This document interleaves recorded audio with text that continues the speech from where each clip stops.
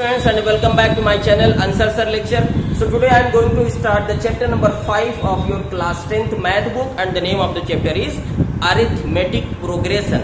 तो arithmetic progression basically एक pattern है, ठीक है, एक पैटर्न है, हमें उसी को पढ़ना है। और ये पैटर्न हमारी डेली लाइफ में भी हो सकता है, हमारे नेचर में भी होता है, ये हो सकता है क्या होता ही है। जैसे अगर मैं तुमसे कहूँ भुट्टा देखो, भुट्टे का जो भुट्टा होता है उसके जो दाने होते हैं तुम देखोगे नीचे जो है थोड़ा सा बड़े बड़े दाने होते हैं, फिर ऊपर जाओगे तो वो छोटे होते चले जाते हैं, नीचे थोड़ा सा मोटा होता है, बाद में वो ऐसे पतला होता चला जाता है, इस तरीके से। यानी वो भी कुछ एक पैटर्न को फॉलो करता है।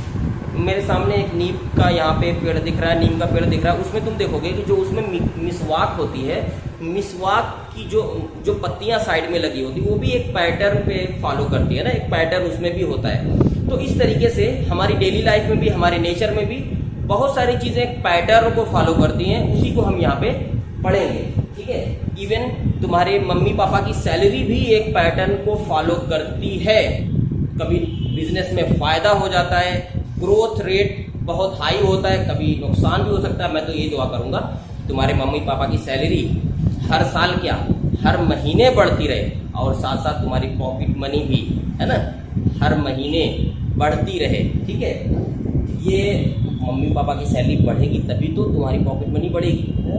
तो इस तरीके से मतलब ये कहना चाह रहा हूँ कि हमारी ज़िंदगी में कुछ एक पैटर्न होता है। सपोज करो तुम्हारे पापा ने, तुम्हारी मम्मी ने बैंक में कुछ पैसा, सपोज करो 1 लाख रुपीस उन्होंने बैंक में डिपॉजिट किया, है ना। और बैंक क्या करता है, बैंक ये कहता है कि आप कुछ पैसा जमा कर दीजिए और हम 1 साल के बाद आपको कुछ रिटर्न देंगे, कुछ पैसा बढ़ा करके देंगे। सपोज करो बैंक उनको 5,000 रुपया बढ़ा के दे रहा है, यानी पहली बार जब उन्होंने जमा किया 1 लाख रुपया तो अगले साल उनको मिल जाएगा 1,05,000 रुपया, ठीक है। और जब हुआ नेक्स्ट ईयर फिर वो 5,000 बढ़ा के देंगे, ये तुम्हारा हो जाएगा 1,10,000 रुपया, ठीक है। और नेक्स्ट ईयर फिर 5,000 बढ़ जाएगा, 1,15,000 हो जाएगा तुम्हारा। ये इस तरीके से ये बढ़ता रहेगा, पता नहीं कितना बढ़ता रहेगा, मुझे नहीं पता, ठीक है। यहाँ से भी 2 चीज निकल के आई। यहाँ पे देखो मैंने कुछ सीरीज लिखी है, यहाँ पे ये इस तरीके से बढ़ रहा है और लास्ट में एक टर्म आ गया 20। यानी जब सीरीज तुम ये देख रहे हो कि सीरीज जा करके 20 पे खत्म हो गई, तो ऐसी सीरीज जो जा करके कहीं भी किसी एक टर्म पे, इनको टर्म बोलते हैं ना, ये जो सीरीज, ये जो वैल्यूज लिखी है कॉमा लगा करके, इसको टर्म बोलते हैं या फिर पद, ना हिंदी में पद बोलते हैं। तो ये फाइनाइट हो गई सीरीज तुम्हारी। फाइनाइट इसलिए ये सीरीज जा करके किसी नंबर पे खत्म हो गई। और देखो ये जो सीरीज है 5, 8, 11, 14 ये बढ़ती चली जा रही है, और कहाँ खत्म हो रही है मुझे नहीं पता, ये इनफाइनाइट है ना। और तुम्हारे पापा की सैलरी भी इसी तरीके से बढ़ती रहे, वो फाइनाइट ना हो, इनफाइनाइट हो, है ना। और यहाँ पे देखो कुछ वैल्यू यहाँ पे देखो बढ़ रही थी, जैसे 5 में कुछ ऐड हुआ तो 8 हुआ, फिर ऐड हुआ तो 11 हुआ, फिर ऐड हुआ तो 14 हुआ। यहाँ पे देखो सीरीज में क्या हो रहा है, ये 100 था, बाद में 80, फिर 60, फिर 40, यानी यहाँ पे डिक्रीज हो रही है। यानी यहाँ पे कुछ ऐड हो रहा था, यहाँ पे डिक्रीज हो रही वैल्यू, यानी कोई सब्सट्रैक्ट कोई चीज हो रही है। तो उसी वैल्यू को जो ऐड या सब्सट्रैक्ट की जाती है उसको बोलते हैं कॉमन डिफरेंस, ठीक है। और कॉमन डिफरेंस अगर कोई सीरीज एबी में है, अगर वो अरिथमेटिक प्रोग्रेशन में है, तो कॉमन डिफरेंस हमेशा सेम आएगा। अब कॉमन डिफरेंस का नाम क्यों, इसको कॉमन क्यों कहते हैं, जैसे नेक्स्ट में से पिछले वाले को अगर मैं माइनस करूं, कॉमन डिफरेंस निकालने का यही तरीका होता है, अगले वाले में से पिछले नंबर को माइनस करते हैं। तो कॉमन डिफरेंस को डी से इंडिकेट करते हैं, ठीक है। तो 4 - 2 कितना आ गया कॉमन डिफरेंस। इसमें से इसको माइनस करो, 6 - 4 कितना आया, 8 - 6 कितना आएगा। यानी यहाँ देखो 2 हर जगह 2 क्या आ रहा है, 2 कॉमन है। और ये कैसे आता है, ये डिफरेंस निकालने से आता है, इसीलिए इसका नाम पड़ गया कॉमन डिफरेंस, और इसको डी से इंडिकेट करते हैं, ठीक है। और इसका जो पहला टर्म होता है, जो सीरीज का पहला टर्म होता है वो होता है ए, उसका नाम दिया गया A1 भी बोलते हैं, A भी लिख सकते हैं ना। तो ये फर्स्ट टर्म को अगर मैं A मानूं तो नेक्स्ट टर्म कैसे आया, देखो यानी इसमें इस सीरीज में मैंने इसमें कुछ ऐड किया। क्या ऐड किया, देखो यहाँ पे 2 मैंने ऐड किया तो 4 आया, फिर 4 में फिर 2 ऐड किया 6 आया। इस तरीके से मैं यहाँ पे देख पा रहा हूँ कि सीरीज जो हो रही है वो एक कॉमन डिफरेंस उसका 2 2 2 हर केस में आ रहा है। यानी पहले टर्म में मैं कुछ ऐड किया तो नेक्स्ट टर्म आया, उसमें भी कुछ ऐड किया फिर उसके बाद नेक्स्ट टर्म आया।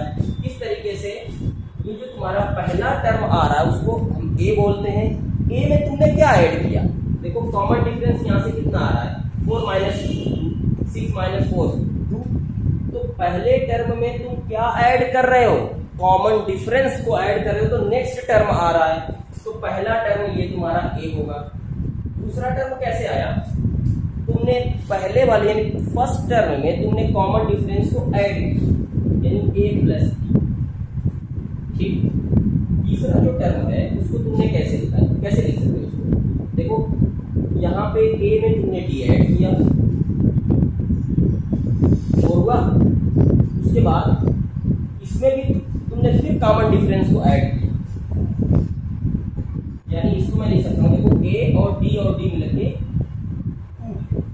यानी तीसरा जो टर्म आया इसको मैंने लिखा a प्लस 2d। उसके बाद जो नेक्स्ट आएगा चौथा वाला उसको हम क्या लिखेंगे, देखो पहला a था, दूसरा a प्लस डी, तीसरा a प्लस 2d, चौथा क्या होगा, चौथा जो टर्म होगा वो हो जाएगा a प्लस 3d।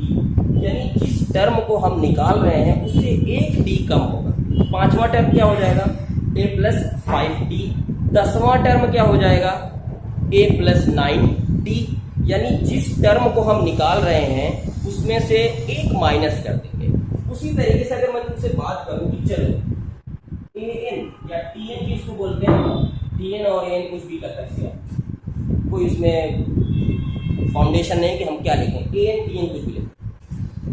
तो तुम देख रहे हो कि अगर मुझे पांचवा निकालना होता है तो a कैसे आ रहा है वो, जैसे मुझे अगर पांचवा निकालना है t5 तो ये a प्लस और 5 माइनस 1 इंटू डी, तभी तो ये होगा a प्लस 4d। बोलो पांचवा टर्म हो जाएगा a प्लस 4d। तो अगर मैं tn निकालना चाहूँ तो जो यहाँ पे हम निकालते हैं उसमें से एक minus a plus n minus 1, और यही है तुम्हारा जनरल टर्म, ठीक है। किसी भी टर्म को निकालना होगा तो इसी फार्मूले पे रख देंगे a plus n minus 1 into D. अब देखो मैं तुमसे अगर पूछूं कि अगर हमें सीरीज बनाना है, क्योंकि इस एक्सरसाइज में अक्सर हमें सीरीज बनानी होती है, तो सीरीज अगर तुम बनाते हो तो तुम्हें किसकी जरूरत पड़ेगी। जैसे मान लो अगर हमें सीरीज बनाना है तो क्या तुम्हें अगर एक टर्म पता हो, जैसे कि फर्स्ट टर्म और तुमसे कहें इसकी सीरीज बनाइए, क्या तुम बना लोगे, नहीं बना पाओगे, क्योंकि बनाने के लिए हमें कुछ और भी चाहिए। अच्छा मैं तुमसे कहूँ लास्ट टर्म इसका 20 है, क्या सीरीज बना लोगे, नहीं। यानी फर्स्ट टर्म के अलावा भी हमें कुछ एक चीज चाहिए सीरीज बनाने के लिए, और वो चीज क्या है, कॉमन डिफरेंस। और मैं इसीलिए इसको बता रहा हूँ सीरीज बनाने के लिए फर्स्ट टर्म और कॉमन डिफरेंस अगर मिल गया तो हम किसी भी सीरीज को बना सकते हैं। इसीलिए बता रहा हूं ताकि जब भी तुम्हें क्वेश्चन लगाना हो, अगर स्पेशली ऐसे क्वेश्चन आते हैं कि हमें सीरीज बनाइए, है ना, एक सीरीज बनाइए, तो सीरीज बनाने के लिए तुम्हें एक बात याद होनी चाहिए कि सीरीज तभी बनेगी जब हमारे पास फर्स्ट टर्म हो और एक कॉमन डिफरेंस हमें मिल जाए, हम सीरीज बना सकते हैं, ठीक है। तो इस तरीके से हमें फर्स्ट टर्म पता होना चाहिए और कॉमन डिफरेंस पता होना। तो आते हैं एक्सरसाइज 5.1 में, क्वेश्चन नंबर 1 को सॉल्व करते हैं। In which of the following situation does the list of number involved make an arithmetic progression and why? Means यहाँ पे जो कुछ कंडीशन दे रखी है, इसमें 3-4 कंडीशन दे रखी है, उसमें ये पता करिए कि ये अरिथमेटिक प्रोग्रेशन है या नहीं, अगर है तो क्यों है, why। तो why के लिए सिर्फ एक आंसर है। अगर अरिथमेटिक प्रोग्रेशन तुम्हें पता करना है कि ये अरिथमेटिक प्रोग्रेशन है या नहीं है, तो उसमें कॉमन डिफरेंस सेम अगर आ गया तो हम बोलेंगे कि ये अरिथमेटिक प्रोग्रेशन है। सिंपल, किसी भी सीरीज में अगर हमें ये पता करना है कि अगर ये अरिथमेटिक है या नहीं है, सिर्फ कॉमन डिफरेंस पता कर लो, ठीक है। और कॉमन डिफरेंस, दो कॉमन डिफरेंस पता करेंगे, सिर्फ एक से नहीं होगा, है ना, एक से नहीं होगा कॉमन डिफरेंस। अगर ये तुमसे पूछते हैं कि ये सीरीज अरिथमेटिक है या नहीं, तो कोई भी दो कॉमन डिफरेंस हमें पता करना होगा, एक से पता नहीं होगा। जैसे एक एग्जांपल मैं तुम्हें बताऊं, 5 लिखा है और 8 लिखा है और इधर 10 लिखा है, ठीक है। तुमसे पूछ दे कि और 3 का ले लो, जैसे 50 और इस तरीके से ऐसे। अब पूछते हैं तुमसे कि क्या ये अरिथमेटिक प्रोग्रेशन में है, तो तुम क्या करोगे, 8 - 5 कर दोगे और तुम्हारा जो कॉमन डिफरेंस आएगा वो 3 आ जाएगा, ठीक। अगले केस में देखो तुम 10 - 8 करो, यहाँ पे कॉमन डिफरेंस 2 आ गया, यानी ऐसे एक कॉमन डिफरेंस निकाल करके हम फाइनल आंसर पे नहीं आएंगे, 2 निकालेंगे, ठीक है। तो इस तरीके से पहला क्वेश्चन हम करने वाले हैं। पहला क्वेश्चन है, the taxi fare after each kilometre when the fair is 50 for the first kilometre and ₹8 for each additional kilometre. The taxi fare after each kilometre, देखो यहाँ पे एक टैक्सी का किराया है जिसका फर्स्ट किलोमीटर के लिए 15 रुपीज है ना, उसका किराया पहले वाले किराए के लिए, पहला वाला जो उसका फेयर है वो 15 है। उसके बाद जैसे जैसे एडिशनल किलोमीटर होता है, हर किलोमीटर में 8 रुपीज वो बढ़ रहा है। जैसे तुम्हारा पहला होगा 50 और अगला 15 में कितना बढ़ रहा है, पहले बार तो 15 है, उसके बाद 8 बढ़ रहा है, ये हो जाएगा 20 और फिर उसके बाद हो जाएगा ये 31, 8 फिर बढ़ जाएगा 39, इस तरीके से ये बढ़ता रहेगा, ठीक है। अब पूछ रहे हैं कि ये अरिथमेटिक प्रोग्रेशन में है या नहीं है, तो हम क्या करेंगे, इसको निकाल लेते हैं। जैसे दूसरे वाले में से पहले वाले को माइनस कर देते हैं और फिर इसमें से इसको माइनस कर देते हैं। अगर कॉमन डिफरेंस सेम आ रहा है तो हम कहेंगे प्रोग्रेशन पे है। तो यहाँ से हम करते हैं 23 - 50 और इधर 31 - 23। देखो इधर कितना आया 8 और इधर कितना आया 8। लिखेंगे कॉमन डिफरेंस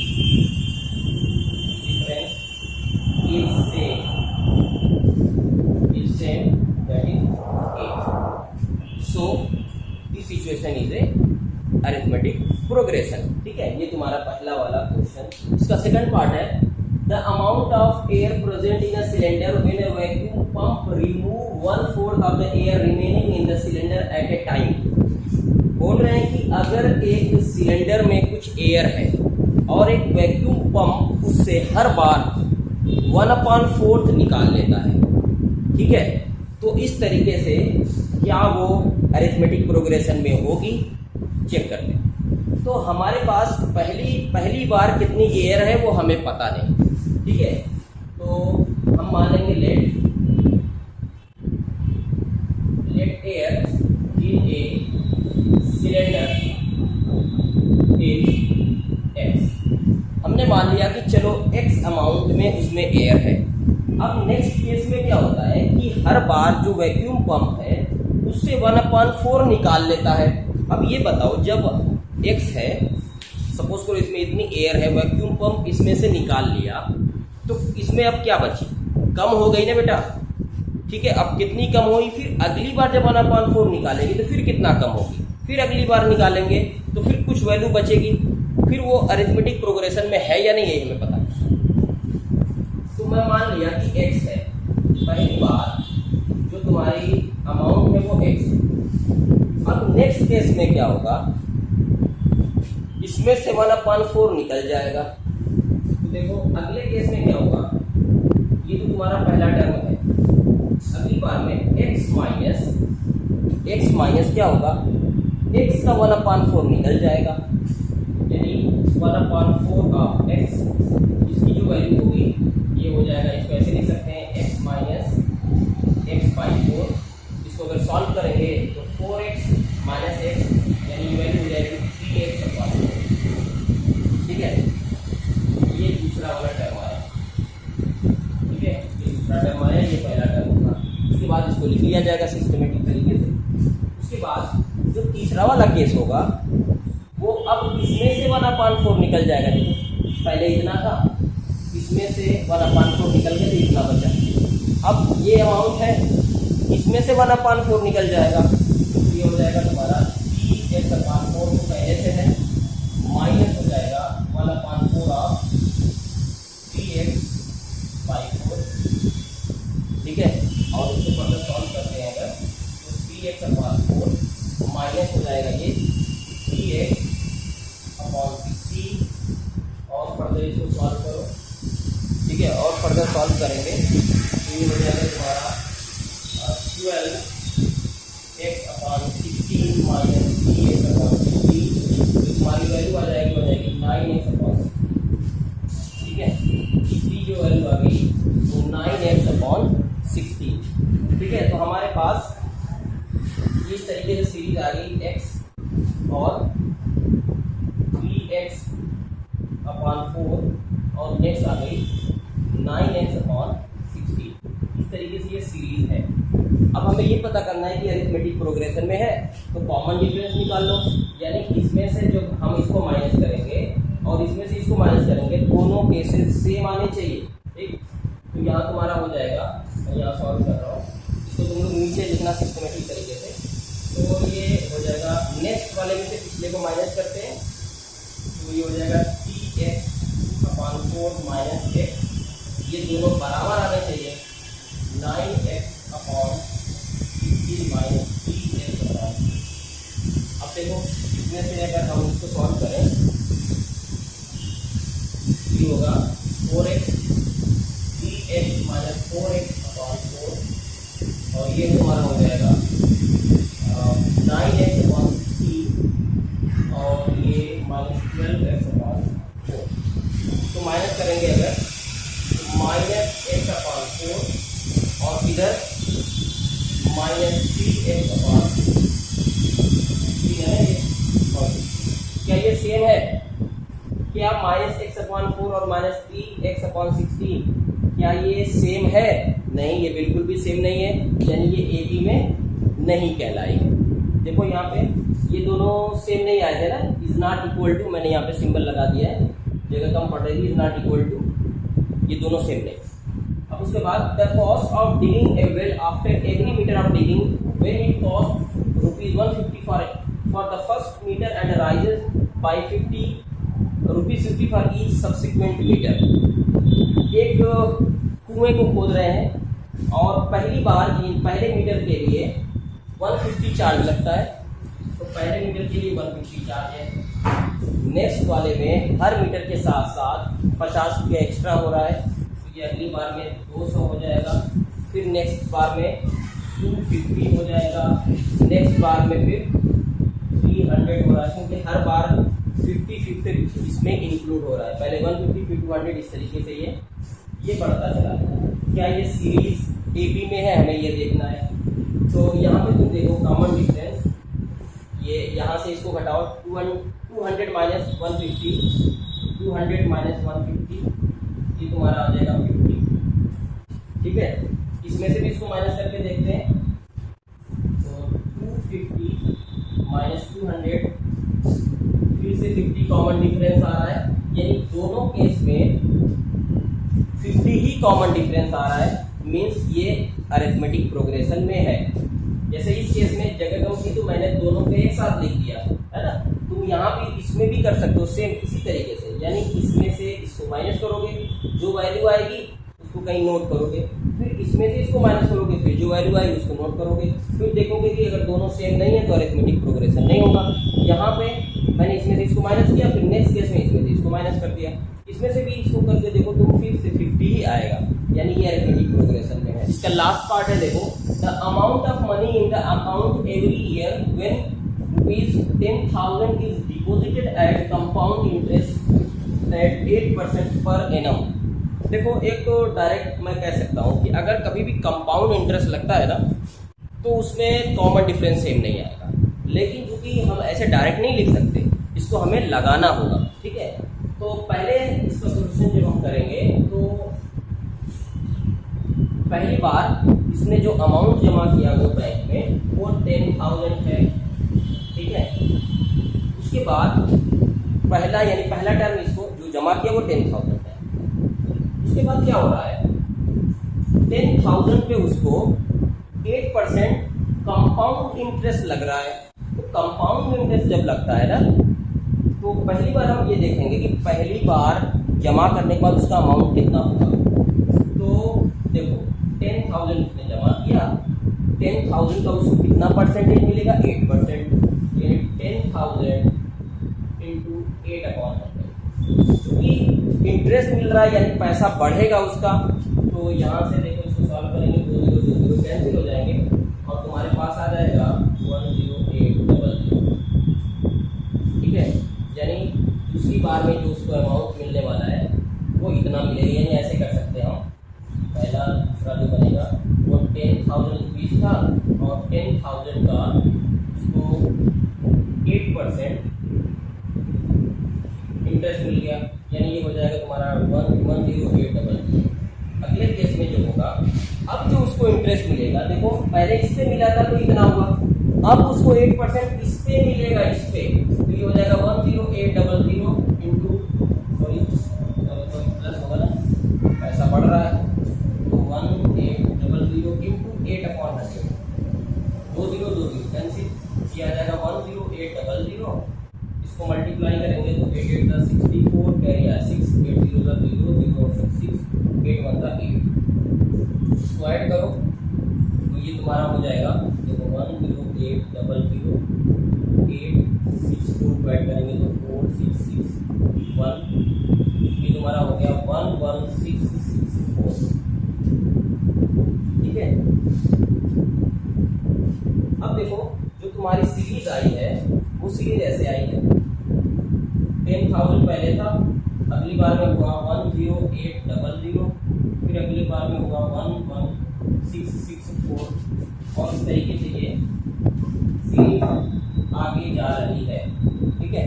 अब देखो कॉमन डिफरेंस निकालते हैं, तो इसमें से इसको माइनस करेंगे, ऐसे भी लिख सकते हैं 8 - 7। अच्छा लगाने के लिए टाइम रहे तो एग्जाम में जरूर लिखना है ऐसे। ये 1080 माइनस 10,000, ये तुम्हारे पास आया 800, ठीक है।